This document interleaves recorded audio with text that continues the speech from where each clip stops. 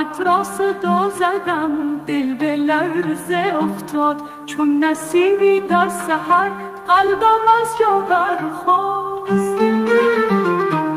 چشمانت ستاره هانت در شب تار و دور، با نگاهت عاشقم، بی تو دل بیقرار است. هر لحظه با یادت مثل شعری شیری، در خیالم میرقصی همچو باد بر زمین. آغوشت پناه من در هوای بارانی، با تو دنیا زیباست، بی تو همه زندانی.